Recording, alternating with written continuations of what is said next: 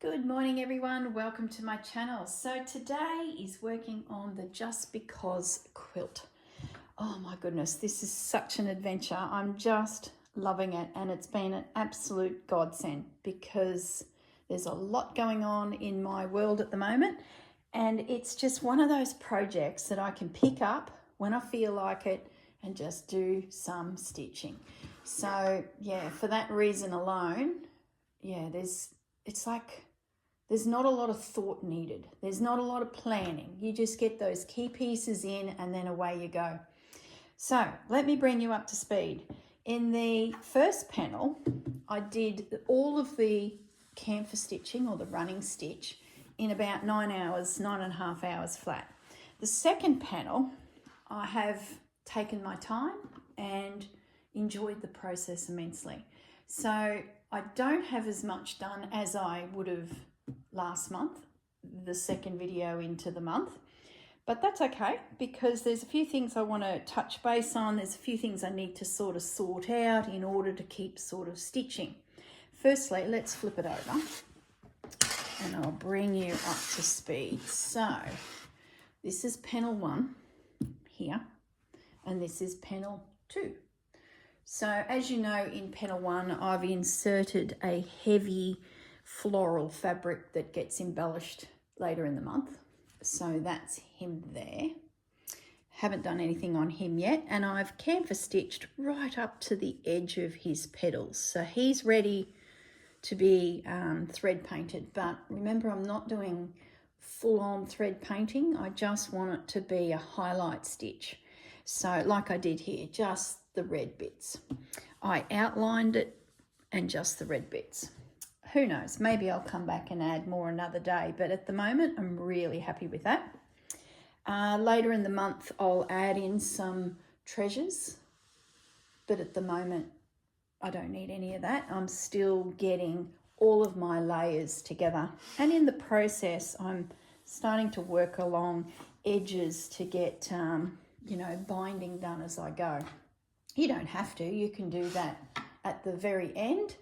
I have joined my 2 blocks already, and that was really to show you guys the process quickly so that you didn't get to, June and then you're like, well, how am I going to join all these squares, and you got bits hanging off and things like that. I suspect I will join as I go, definitely the 3 in a row. Whether I join in here, I just don't know. I haven't decided. Don't need to decide. That's a decision for another day, because remembering, the bigger it gets, the bulkier it gets. I'm going into summer as well, so I don't know if I really want a big heavy thing on my lap as I'm trying to stitch. So I don't know, we'll come to that when we need to.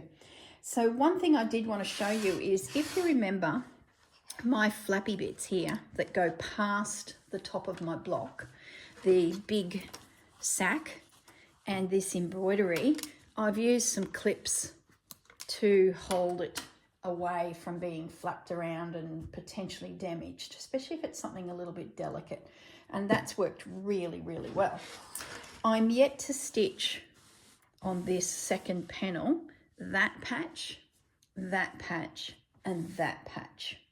I'm taking my time because I need to be mindful of what's on the other side. For those of you who are just doing fabric, you don't need to think too hard about the other side. You just plow on through with your running stitch. But those of you that are incorporating feature pieces or treasures or just something a little bit more different than just a piece of fabric, you do need to keep in mind. For example, this morning I finished stitching this corner. Now when I flip it over, I have this piece of needle turned down applique cross-stitch tablecloth morsel, and I didn't want to go through it with all of this running stitch. So when you look here, you can see there's no running stitch through that section. The last row is there, and then there's a row here. So there's this little window here that hasn't been stitched yet, and I thought, well, it's going to be tricky to come cruising along here, know when to stop to then just slither through the top layers so that I don't stitch over this. So I made the decision this morning just to stitch this in one movement and forget about the back. The only thing I had to do was make sure my needle stayed in that wadding and didn't peek through. And it just made it so much easier. So I just thought I'd mention that, especially if you're someone that's bringing in random pieces at the back that you don't want running stitch through. Like I don't want running stitch through those flowers. I think it'll detract from them. A similar thing it will happen here. I brought the running stitch through the actual doily. That's fine, I'm okay with that, but I don't want a running stitch over that. I've still yet to decide whether I leave that as is. I cut it because it's another one here. What was the other decision? Do I embroider this? Don't know yet. Still thinking. That's the later in the month. And, you know, at the end of the day, I might get to February or June and go, you know what? I'm going to stitch it. Doesn't matter. This is one of those projects that we can literally go visit a corner and add something or stitch something, you know. Oh, it's brilliant. I love it. What was the other thing I was going to say? So, yeah, I have stitched this corner completely down with running stitch. You would assume that it's come through the other side, but it hasn't. So what I want to do here is now, I've got some leftover thread from the other side, is now start my running stitch here. Now you can see I come up here and then it's disappeared. So that's where I must have run out of thread. So I'm going to pick up here, continue on. I've got myself a little knot and I'm just going to tug the knot through the layers because it's only a little knot. So I sort of put, hang on, let me grab my scissors. I want to trim back that tail because it's a little bit big. So I can bury that knot in the layers. So just trim back that tail, give it a little tug. I'm going to put my nail there as well so that it doesn't, you know, tug all the way through, which it did. Oh my goodness, too strong for my own good. What I might do is I might come from this way, give myself a little bit more length. It's probably a better idea too because then you're turning back on the knot as you head that way. Does that make sense? Now I'm ready to quilt this side and I don't need to worry about this side because it's already done. It's like double the work, but it only happens if you want to avoid stitching through something on the back of your quilt. And like I said, if you're not doing anything like this, where a piece of embroidery or something, treasure, is part of the layers, well, then it's not an issue. If you're just doing a standard fabric, then coming back and adding a treasure, this is just overstitched into position. So it doesn't matter either. At the end of the day, you can do whatever you want just because you want to, which is the whole freedom of this project. So now I've reached the point where they're coming along. So I'm just going to slither. Someone asked me, how do you stop your stitch from going sideways? I just make a tiny little stitch. I slither underneath all the layers and then I'm ready to start coming down this way. Are your lines straight, Corinne? No, of course they're not. If you have dead straight lines, you'd have to be bordering genius. Isn't it Michelangelo that could draw, well, Leonardo da Vinci, one of those boys, could draw a perfect circle? I remember reading that when I was a kid or hearing it when I was a kid in art class, and then we all sat there trying to draw circles and we discovered we weren't geniuses. But one of those boys, it might have been Leonardo da Vinci, could draw freehand a perfect circle. Incredible. So yeah, I'm going to put stitching in a straight line in the same category. And at the end of the day, it does not matter. I've got a camphor quilt. I think I showed you in the very first beginning. Look at my gaps. They're really not straight, but I'm actually straightening because those stitches were done from here. So I'm sort of getting my line correct again to go again. So, and you know, I was sitting here thinking about that. And I thought, you know what, that would be great stitched again in the opposite direction, just as a feature.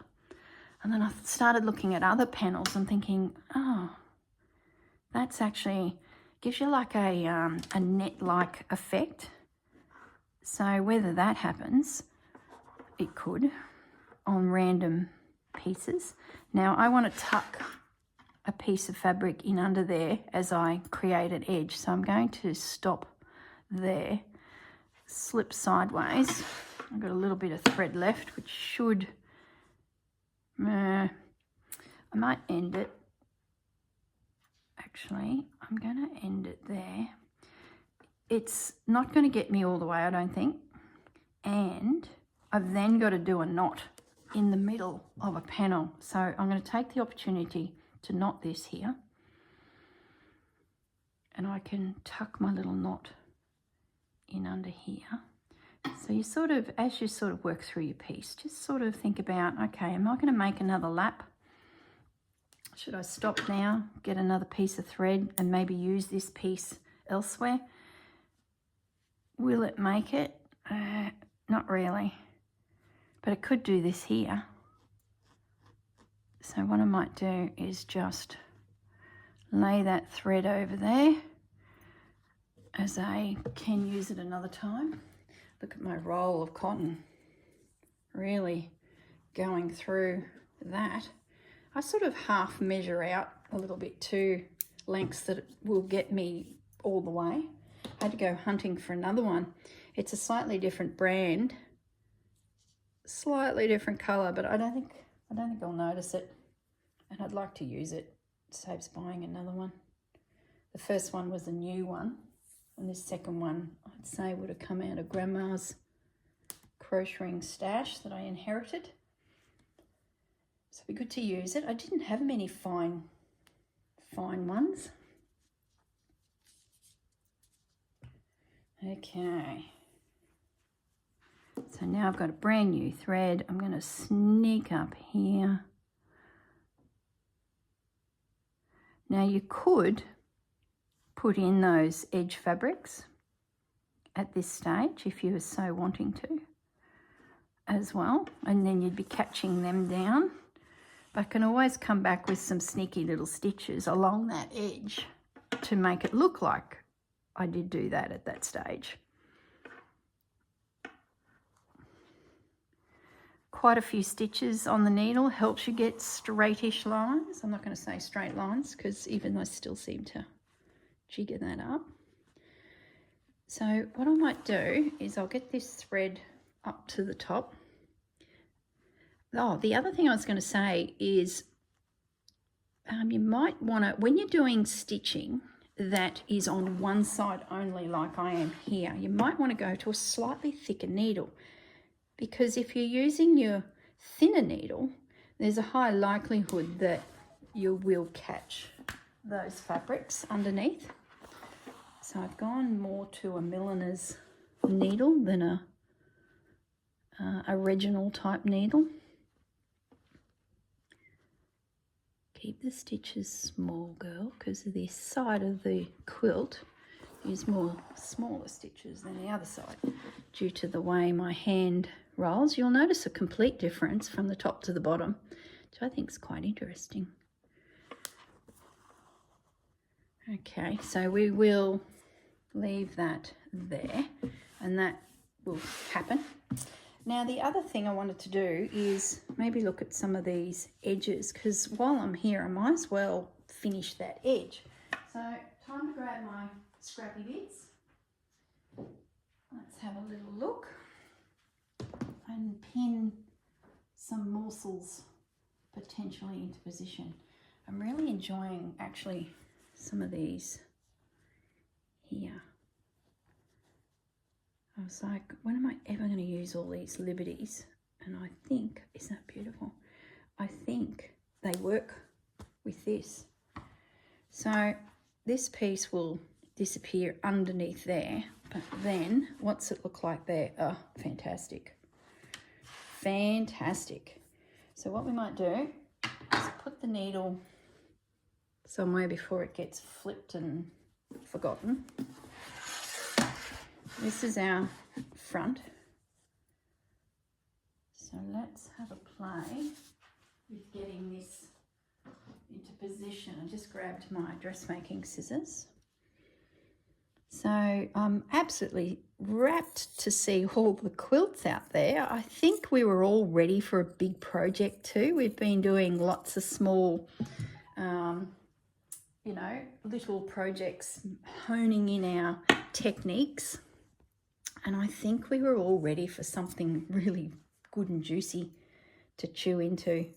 And we've got collections of fabrics and treasures. So this really is, oh, I've got the shakes a little bit. I've just had a coffee and it's giving me a little bit of a buzz here. I can see it in my hands.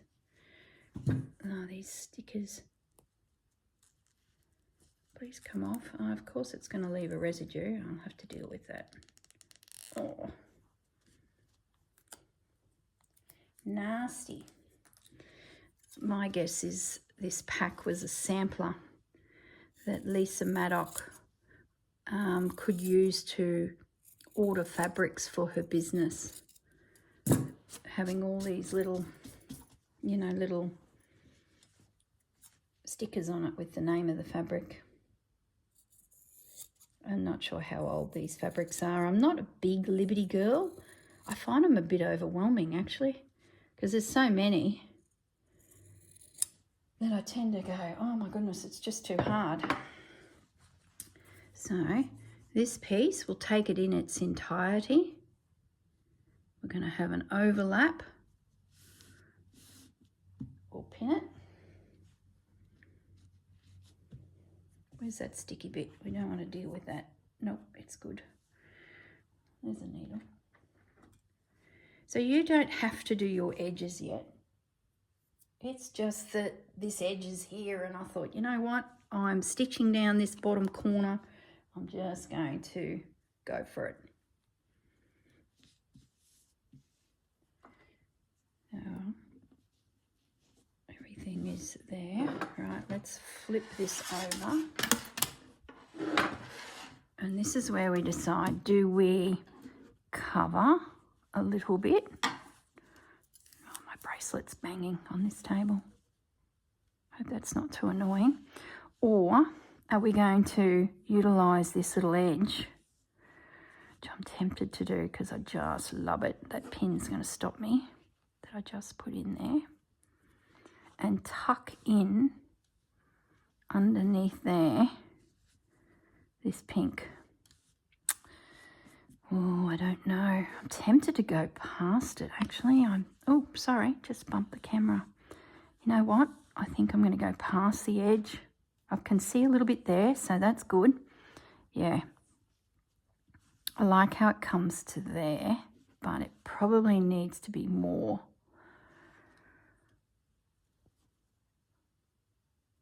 Oh, if I stitch close, maybe I can come a fraction across. Oh gosh, I tell you, using all these scraps, you've really got to think on your feet to pull it off.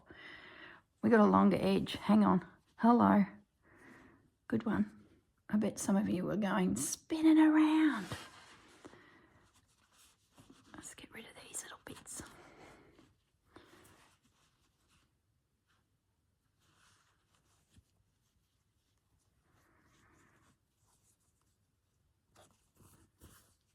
There's that sticky bit. Okay, let's start that again. Oh, I don't want to cover that.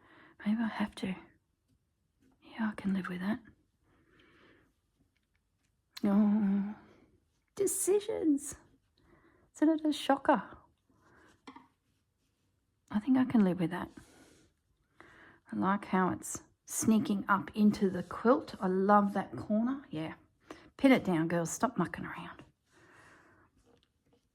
So you can see now that my stitches coming down, they're hidden because I'd probably take these stitches sideways. So I'm thinking that is going to work a treat. Do I want to cover that much? Oh, sorry guys, I'm just fiddling. It's the best part of the quilt. I'm just going to move that over a fraction. I'm going to move that to there, that to there, and I'm going to cut you. And I'm going to cut you there. So it just sneaks across. Maybe I'll go to there. Let's just forget about that one flower. And this little piece could pop up somewhere just to drag it through the quilt. And that's going there. And then that will flip over. So let's flip the quilt again.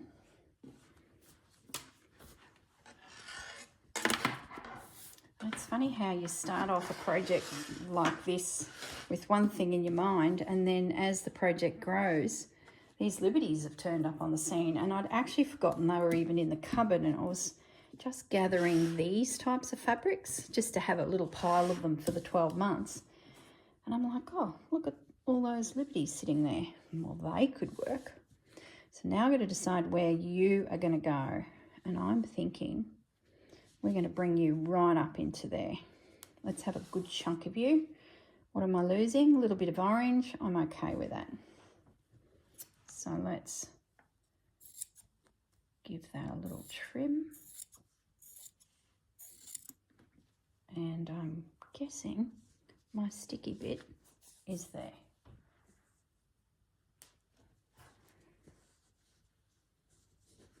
Yeah, that's good. And pin it. So that is coming along nicely. So we've got another edge I can stitch. Having this pop of pink, I think, is going to help with when these come into play. Yeah, love it. All right, so this I definitely don't want to hide. So I need a piece of fabric. I might just pin them back out of the way, all those gorgeous little tassels, because I want those little frayed bits. Pin you back.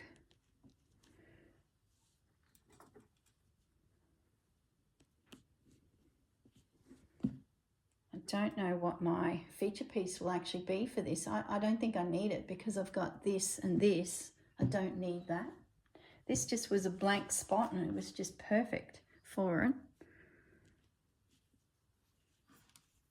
And let's go right to the edge, I'm thinking. So whatever fabric we choose,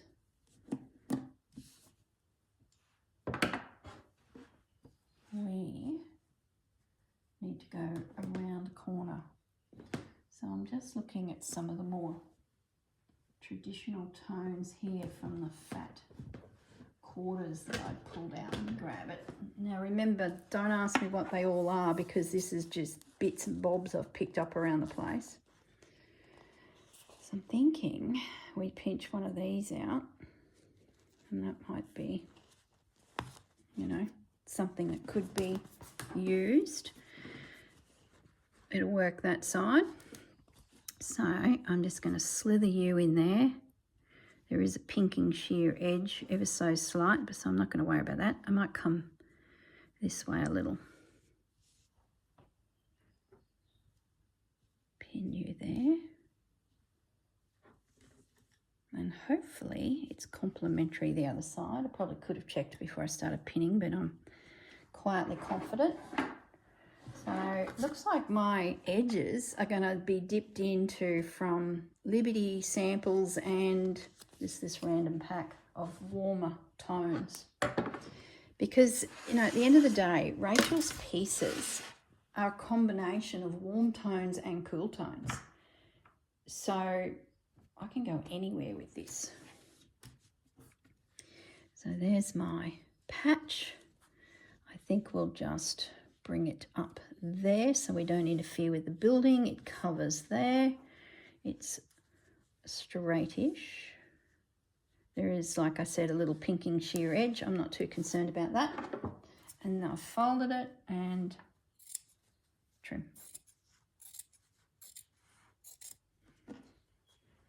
I love how we're doing different things now on the panels, where that seems really crooked. Can I trim that a little? Mind you, it's a blooming quilt sitting on your lap. No one is ever going to notice that that was a little crooked, Corinne. You're overthinking it. But I can see it. There we go. So there's no pins in there, so I can pin. I think I want to bring it back a little bit. I feel like I'm encroaching on the building, so I'm going to take a little bit off.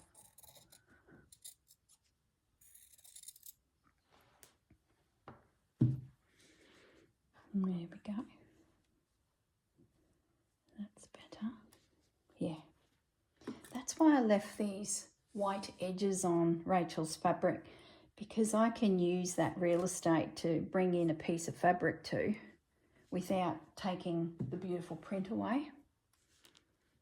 Oh, I love that. I love how that picks up that picks up that. Anyone would think I'd thought this through, but I haven't. Just plonk it down. Do you like it? Do you not? There's lots of pins in there. So I would stitch that then, and then let this fringing come down over it, and I might go through there with some little invisible stitches just to, you know, make it sit down there. Yeah, I love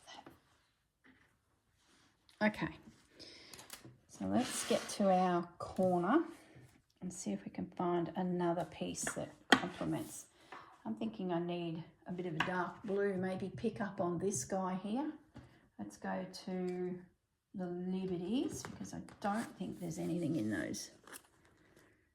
It's a different blue, isn't it? Let's go into here. What have we got? Sort of like an inky, no. Greens. Gosh, there's some here I would just never use. Look at those ladders. Maybe in a tiny piece it would disappear. Isn't that pretty? See, to me, that's going to be in there somewhere. Want to look at that in the future. I have been tempted to go through this pile. Oh, I don't mind a bit of black. What's that look like? Is it that? No. Don't like that. It's too similar to that. I have been tempted to go through this stash and pull out what I don't think I'd use and return it to the world of scraps into, you know, thrifting. I like what Sarah actually did. But, oh, gosh, I felt like she was so strong, because I would be double taking, thinking about it. Oh, what if I need it? It's all about colour. See, I don't think there's even a colour there that comes close, you know. Isn't that interesting? Considering, oh, look at that one. Considering there's like a kaleidoscope of, maybe I have to think another colour. Maybe I go this green. But see, to me, that's a beauty for in the quilt. Oh, my goodness. Stop overthinking it.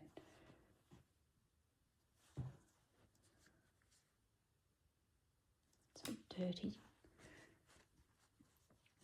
Isn't it funny how some pieces, oh, look at you. Hello. I know it's not the same inky blue, but I don't mind it because it picks up those blues and it picks up that blue. What's it going on to?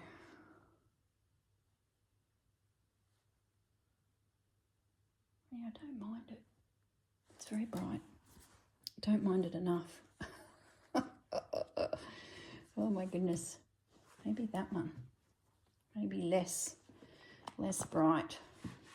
Yeah, I think that's the one. So now this here is block number 3. So whatever I put here is not finishing, it is continuing. So what I might do is just use a little, pepper is the name of this one. I might just use a little bit of it because who knows what will come with the next block. And I don't need an overhang really because it's, you know, not needed. Overhangs really only happen when you've got a gorgeous piece of something that you don't want to cut. Like my flower sacks, like vintage embroideries, maybe a piece of Rachel's fabric that I just can't bear to separate the image. That's when the overhangs happen. And those overhangs help your blocks merge. Oh, I just dropped it. Those overhangs help your block to merge onto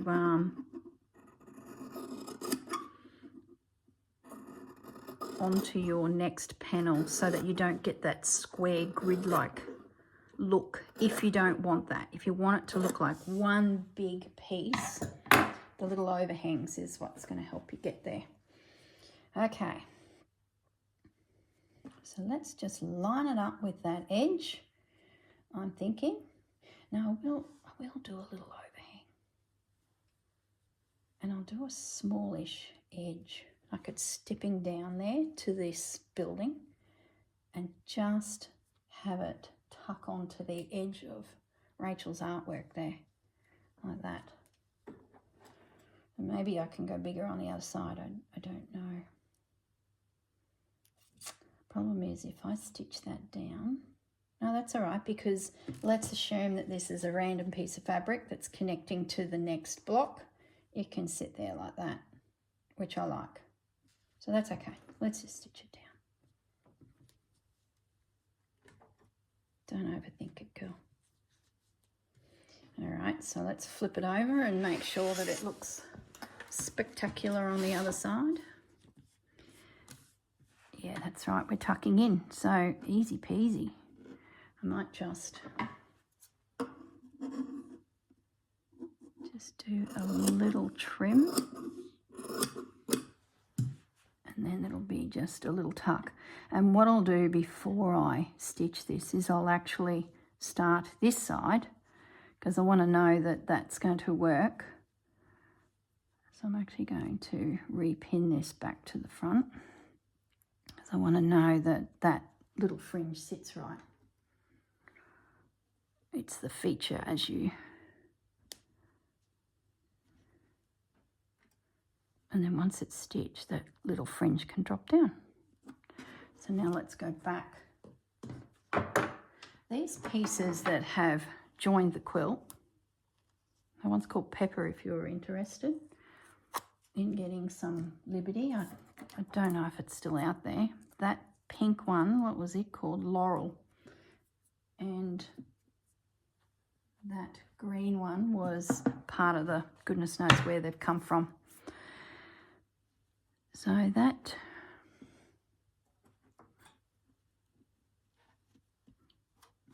now back over this side, and just make sure that the fabric's not puckered and just sitting where we want it to sit, which it is. That one can move up. Oh, there's my phone. All right, I need to take a call. I'll be back in a moment. Okay, I'm back. Sorry about that, guys. I think that's all I needed to do. I can just finger press that a little bit without jabbing myself on the multitude of pins. When I stitch it, I'll manipulate it and make sure everything sits, you know, right. I'll leave that, oh, you can't even see what I'm looking at. I'll leave that loose because there'll be a piece come in there. Yeah. That can stay as is. I like the bag there, so that'll just be stitched, so I can proceed there. Yeah, so I feel like I've got this corner sorted. I feel like after I finish that at the top, I'd be pretty much ready to attach. Now, let me just open this up again. Let's have a look this side. So what do we do here? Oh, I'm thinking about doing some decorative stitching in here, but I'm not 100% sure yet. I did have a bit of this thread and I did some little lines in here and I didn't like it, so I pulled it out. So I'm still thinking about what I'll do to that, because I would like to have something in there just to hold it into position a little bit better, because it's very puffy. Does it matter? Probably not, but I don't know. I feel like I need to do something there. Whether it's a piece of lace comes in, so we shorten down the area that is, you know, possibly that's the solution, is a piece of decorative lace pops in here. And then maybe just invisible stitch through here to make sure that it's, you know, down. What else was I thinking? I think that's about it. I've sort of been looking here a little bit. This piece here is an old piece of Wagga Quilt. I'm not sure where I got it, but I think I got it from Susanna. So it was the top only, and it's very fine. And I love how the stitches are falling onto that. And I thought, well, maybe I could do a bit more intense stitching, say on the pink one, because I'm loving how my stitches are showing, which won't affect this side because I'll carry on stitching this one as if it's one side only, and then I can come back here and do it again. So that's what I'm thinking of doing up in this top corner. So if that makes sense. Let me zoom out a little bit because it looks like I've turned my camera on and you're not seeing as much. Sorry about that, guys. So what I'm saying there is this piece here, I'm going to stitch without thinking about the back and staying within the layers. Then I can come back here and do some more stitching on its own right. I just think I could play a little bit here. So that was the other thought I had. All right, guys, I'm going to leave it at that. I'm going to carry on stitching. So my homework this week will be to get this corner finished, head up to this corner, get him stitched down and him, and then come back over here. And by then I should have made a decision. What am I going to do here? Is this an opportunity to do something decorative? Who knows? Who knows? And also address this puffiness. I'm thinking it's going to be invisible stitch through here. At least the embroidery is solid. And then maybe find a nice piece of something to go there. All right, that's the latest on my Just Because quilt. I hope you're all enjoying the project. There's some beautiful quilts popping up on our Facebook page, Stitched Vintage Treasures. The Facebook page is a conjunction of Susanna from Vintage Blend Studios, that's her channel, and Tia from Calm Creations.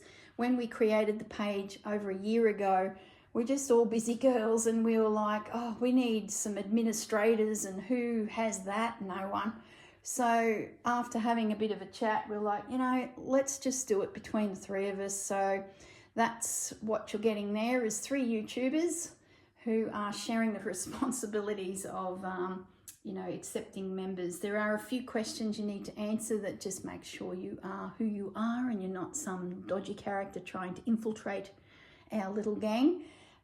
So please, if you do get rejected, it's probably because you didn't answer a question, and that's the Facebook page doing that. You've got to fill out those questions to actually get, you know, into the club. All right, guys, I keep looking at it and I see things and I'm like, oh yeah, that's that corner, and I hope you guys are getting as much joy out of it. And for me, traveling at the moment and doing all sorts of other things, it's been perfect because I've just been able to grab a handful of this, a handful of that, and chuck it into a bag and away I go. So as you notice, there's been no Roxy stitching. I just not home to do it. There's just too much going on. So I'll catch up on the Roxys when I get a chance to take a breath. All right, guys, look after yourselves. Have a great day, and I'll see you all in the next video. Bye.